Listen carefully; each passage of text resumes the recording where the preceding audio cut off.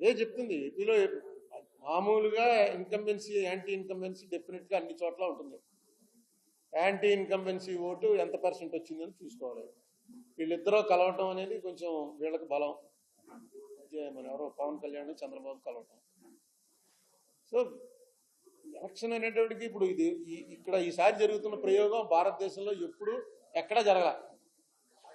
జగన్మోహన్ రెడ్డి చేసిన ప్రయోగం ఏంటంటే ఎక్కడ అప్పు దొరికితే అక్కడ అప్పు చేసి మనకు వచ్చిన డబ్బు మొత్తం అంతా కూడా బిలో పవర్టీ లేని వాళ్ళకి పంచిపెట్టేయడం అని ఒక కొత్త ఐడియా. అసలు ఈ పంచిపెట్టాలు ఇవ్వడాలు ఇందిరాగాంధీ స్టార్ట్ చేసింది. అందులో ఏమి ఇచ్చారు? ఓన్లీ భూములు ఇవ్వడం ఇవి చేశారు, డబ్బులు ఇవ్వడం చేయలే. ఎన్టీ రామారావు గారు వచ్చి బియ్యం ఇవ్వడం చేశారు.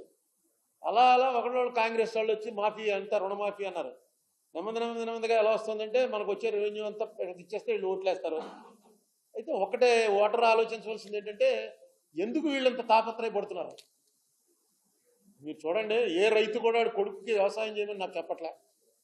ఏ లారీ డ్రైవరు ఆటో డ్రైవరు నా కొడుకు నాకన్నా గొప్ప డ్రైవర్ అవ్వాలని కోరుకోడు. ఎందుకు డాక్టర్ గారు కొడుకు డాక్టర్ అవడానికి ఇష్టపడతాడు, పొలిటీషియన్ కొడుకు పొలిటీషియన్ అవడానికి ఇష్టపడతాడు. ఎందుకంటే వీటిలో ఆదాయం ఎక్కువ ఉంది. జర్నలిస్ట్ అవడో కొడుకు జర్నలిస్ట్ అవ్వాలి కొడుకు. కానీ అయిపోతుంటారు జన్యుపరంగా అయిపోతుంటారు. నాకు చాలా మంది తగులుతుంటారు. మా నాన్నగారు మీకు బాగా తెలుసండి అని. వాళ్ళు జర్నలిజం ఇప్పుడు కోర్సులు వచ్చే చదువుకుని బాగా మంచి ప్రొఫెషన్ కింద టేకప్ చేసుకుని వస్తున్నారు. సినిమా యాక్టర్ కొడుకుని సినిమా యాక్టర్ చేస్తాడు. కారణం ఏంటంటే అందులో బాగా ఆదాయం ఉంది. ఇందులో బాగా ఆదాయం ఉందన్నమాట. వచ్చి మీకు 2000 ఇచ్చి మీకు సేవ చేయడానికి అవకాశం ఉందని అడుగుతున్నారు. ఎవడన్నా హాస్పిటల్ దగ్గర బోర్డు పెట్టి మా దగ్గర ఆపరేషన్ చేయించుకుంటే 10,000 రూపాయలు ఇస్తానంటే ఎవడన్నా వెళ్తాడా? అసలు ఆ వీధిలో కూడా వెళ్ళరు. ఇది సేమ్ అలాంటిదే. మేము చేస్తాం ఆపరేషన్, మీకు 2000 ఇస్తున్నాం, ఇప్పుడు తర్వాత ఇంకా ఇవన్నీ కూడా ఇస్తాం అని చెప్తున్నారు. అది ఎవరైతే ప్రజల్ని వివేకం చేయాలో చేయగలిగిన వాళ్ళు ఎవరు లేరు. ఎవరో వాళ్ళు మాట్లాడట్లేదు. పవర్టీ వల్ల ఆ డబ్బులు ముందు ఎవరిస్తే వాళ్ళు నెక్స్ట్ డబ్బుచ్చుకుని వ్యతిరేకంగా ఓటేయడం అనేది చాలా పెద్ద ట్రైనింగ్ ఇవ్వాలి. ఎందుకంటే పేదవాడు జనరల్గా ద్రోహం చేయలేడు. ద్రోహం చేయలేకే రిక్షాలు లాక్కునో కూలి పని చేసుకునో బతుకుతున్నాడు. ఎక్కడో కూలి పని చేసేవాడు ఇంటికి వెళ్ళి అక్కడ ఏ బంగారం దొరికితే తీసుకుని పట్టు పారిపోవచ్చు. పారిపోలేరు. 99% of the people below poverty line, honest the core. అందుకే ఏవో చిన్న పనులు చేసుకుని బతుకుతారు తప్ప దొంగతనాలు చేయడం, అబద్ధాలు ఆడడం, నీ దగ్గర డబ్బు తీసుకుని కొడుకేయడం. అందుకే డబ్బులు ఇద్దరి దగ్గర తీసుకుంటున్నారు. వాళ్ళు ఎవరికి ఇష్టమైతే వాళ్ళకి ఇస్తారు, చెప్పేస్తున్నారు కూడాను. ఇంకా వాళ్ళు రాలేదంటే మొన్న ఏంట్రా హైదరాబాద్లో చూడండి, పోలింగ్ 4 అవుతున్నా సరే పోలింగ్ చాలా చోట్ల 30%, 40% అయింది. తర్వాత ఎంక్వైరీ చేస్తే డబ్బులు రాలేదు. డబ్బులు రాక ఆగిపోయారు. డబ్బులు ఇచ్చుకున్నప్పుడు వెళ్ళి కూలీలు పడ్డారు. 7 దాకా 8 దాకా తెరిచి ఉండవలసి వచ్చింది. అది ఇక్కడ ఎప్పుడో వచ్చింది. ఇక్కడ మీకు గుర్తుందిగా 2014లో ఈ చెప్పుల పార్టీ ఆఫీస్ మీద వచ్చి పడిపోయారు. అది అలాగా దానికి ఏం వచ్చే పరిస్థితి లేదని చెప్పి సుబ్రహ్మణ్యం ఆపేశాడు. మిగతా ఇద్దరు ఇచ్చారు. మీరు ఎందుకు ఎవరని దేశాయ్ గారి ఇంటికి, దేశాయ్ గారు కాంగ్రెస్కే పనిచేశాడు, చెప్పుల పార్టీకి పనిచేయాలి. అయినా మా ఆఫీస్లో కూర్చున్నాడు కాబట్టి ఆయన ఇంటి దగ్గరికి వెళ్ళి ధర్నా, ఏమి మా డబ్బులని. ఆయన థియేటర్ జీవితం అంతా ఇంత ఆనిస్ట్గా బతికి కాదు ఏంటి పరిస్థితి అని.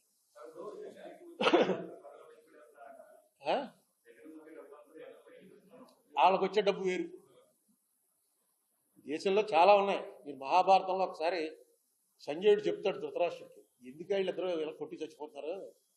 రోజు రిపోర్ట్ ఇస్తూ ఉంటాడు సంజయుడు వచ్చి, ఈవేళ 5 చచ్చిపోయారు నీ కొడుకులు, ఈవేళ 10 మంది చచ్చిపోయారు అంటే. ధృతరాష్ట్రుడు అడుగుతాడు, ఏంటి ఇది అసలు ఇలా కొట్టి చచ్చిపోవడం ఏంటి, గొడవ ఏంటంటే, భూమి కోసం నాయన, ఈ భూమిలో మణులు ఉన్నాయి, వజ్రాలు ఉన్నాయి, వైడూర్యాలు ఉన్నాయి, నీ బొక్కసం కోసం దాంట్లో ఉన్న డబ్బు ఉంది. రాజులు కొట్టుకునేది ఎప్పుడైనా సరే దీనికోసమే కొట్టుకుంటారు, ఇది సహజం, సృష్టిది అన్నాడు. చదువుతుంటే నాకు అనిపించింది ఇప్పుడు కూడా అదే. మనకో మన వాళ్ళకో మంచి చేసుకోవటం కోసం ప్రజల ఓట్లు రావటం. పూర్వమేమో బాణాలు కత్తులు అవి వేసుకెళ్ళి గన్లు వేసి పేల్చుకునేవారు. తీసి ప్రజలకు డబ్బులు ఇస్తే ఓటు మనకు పట్టుతాడనమాట. అదే ఆయుధం వాడి చేతిలో. ఆయుధం ఉన్న ప్రజలు మనకు ఎక్కువ ఉంటే మనం గెలుస్తాం. ఏమండి అప్పుల విషయంలో FRBM అది దాటితే ఎవ్వరో, అతను FRBM దాటలేదు, వేరే చోట చేస్తున్నాడు అప్పులు. వీళ్ళు చెప్పలేకపోతున్నారు. ఎందుకంటే నీ టైంలో ఏం జరిగింది అని టక్కని తీస్తున్నారు. మన దురదృష్టం ఏంటంటే ఇక్కడే ఇదంతా కూడా ఓన్లీ ఆంధ్రాలోనే దెబ్బలాట. అసెంబ్లీలో దెబ్బలాడుకోరు. మళ్ళీ వాళ్ళు పోనీ తెలంగాణ వాళ్ళు అసెంబ్లీలో దెబ్బలాడుకుంటున్నారు. డాక్యుమెంట్లు చూపించి.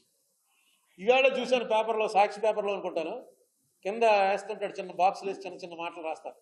అందులో ఒక ఎకనామిస్ట్ రాశాడు, 2014 నాటికి 54 లక్షల కోట్ల అప్పు భారతదేశానికి. ఇప్పుడు అది 2,05,00,000 కోట్ల అప్పు. ఎక్కడ 54 లక్షలు, ఎక్కడ 2,05,00,000 కేంద్రం చేసిన అప్పు.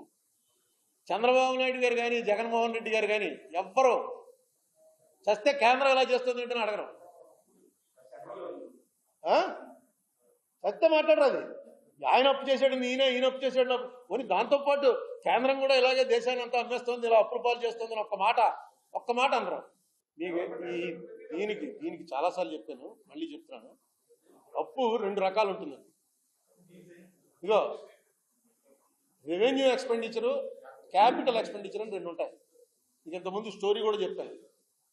వాడు వెళ్ళి ఒక భూమి కొన్నాడు, ఎక్కడో ఒక 500 గజాలు రిటైర్ అయ్యాక కట్టుకుందామని కొన్నాడు.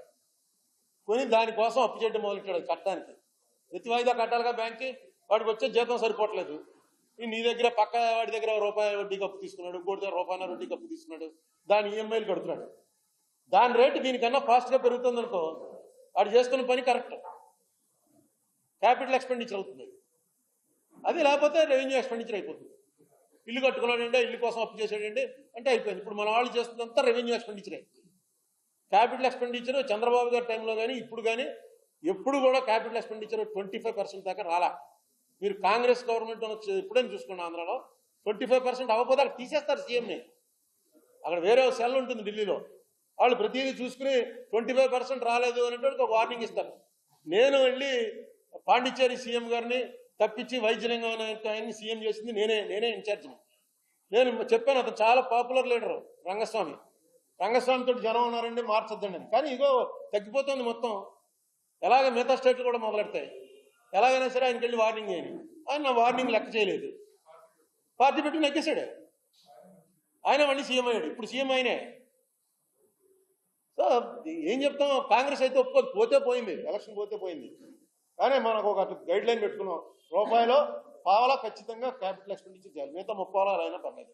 పావలాకు మించి వస్తుంది అనుకోండి క్యాపిటల్ ఎక్స్పెండిచర్, అది చాలా ఆరోగ్యకరమైనటువంటి దీంట్లో ఉన్నట్టు. కానీ ఓడిపోతారు. మనకు 26 సీట్లు వచ్చి ఓడిపోయినప్పుడు విజయభాస్కర్ రెడ్డి గారు పరిపాలన చేసిన 3 సంవత్సరాలు highest capital expenditure in India. 92, 93, 94 highest capital expenditure ఖర్చు పెట్టింది. ఇక్కడ 26 సీట్లు వచ్చి తుక్కు కింద ఓడిపోయాం.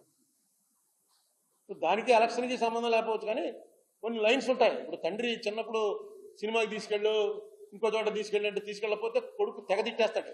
మా నాన్న పక్కటి చూడండి ఎంత బాగుంటుందో, మా నాన్న దొంగని. వీడు తీసుకెళ్ళి ప్రైవేట్లో కూర్చోబెడతాడు, ఇంకో చోట కూర్చోబెడతాడు. వాడే ఉద్యోగం వచ్చిన తర్వాత అనుకుంటాడు, మా నాన్న వల్లే కదా నేను ఎంతవాడిని అయ్యాను. మా పక్కింటోడేమో మామూలు బొత్తిగాడు మెకానిక్ అయిపోయి షెడ్లో ఊడుస్తున్నాడు, నేను కూడా మెకానిక్ కావాలని కోరుకున్నాను కానీ నన్ను ఇంజనీర్ చేశాడు.